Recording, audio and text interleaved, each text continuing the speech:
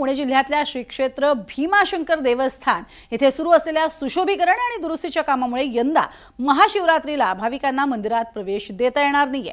गर्दीमुळे अपघात किंवा चेंगराचेंगरी होऊ नये यासाठी प्रशासनाने हा महत्त्वाचा निर्णय घेतलाय। महाराष्ट्र शासनाने सुमारे 148 कोटी रुपयांचा विकास आराखडा मंजूर केलाय।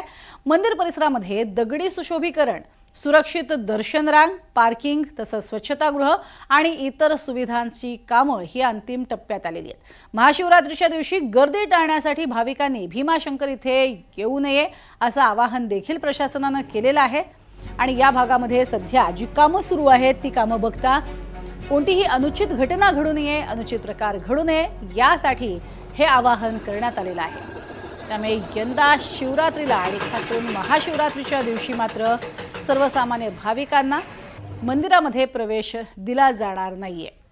सध्या इथे सुरू असलेली कामं आहेत, सुशोभीकरणाची कामं आहेत, आजूबाजूची जी सगळी जागा आहे त्या जागांवरती सुद्धा कामं केली जात आहेत, दगडी बांधकाम सुद्धा होणार आहे आणि म्हणूनच कोणताही अनुचित प्रकार घडू नये यासाठी हा महत्त्वाचा निर्णय घेण्यात आलेला आहे।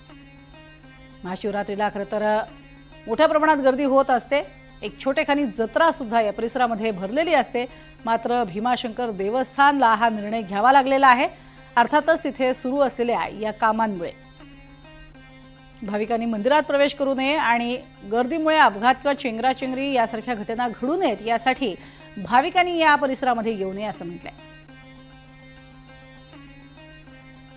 महाशिवरात्रीनिमित्त ठिकठिकाच्या शिवमंदिरांमध्ये जाण्याची भाविक भक्तांची इच्छा असते।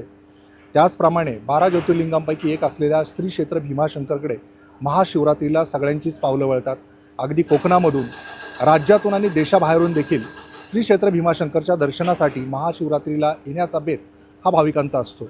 मात्र ह्या वर्षी महाशिवरात्रीला श्री क्षेत्र भीमाशंकरचं जे मंदिर आहे ते बंद राहणार आहे। कारण या ठिकाणी जर आपण पाहिलं तर इथे आता हे संपूर्ण जे मंदिर आहे त्याच्या परिसराचं सुशोभीकरणाचं काम सुरू आहे आणि त्याच्यामुळे इथे दगडी बांधकाम जे आहे ते सभामंडपाचं, त्यासोबतच पायऱ्यांचं, अशा पद्धतीने संपूर्ण काम जे आहे ते सुरू आहे। इथला भाग जो आहे तो संपूर्ण खोदलेला आहे। आता जे आपण शिवमंदिर पाहत आहात हे शिवमंदिर देखील त्यामुळे बंद ठेवण्यात आलेलं आहे आणि इथे कुणालाही जाण्याची परवानगी नाही आहे। इतर वेळी पुजाऱ्यांकडून नित्याची पूजा केली जाते।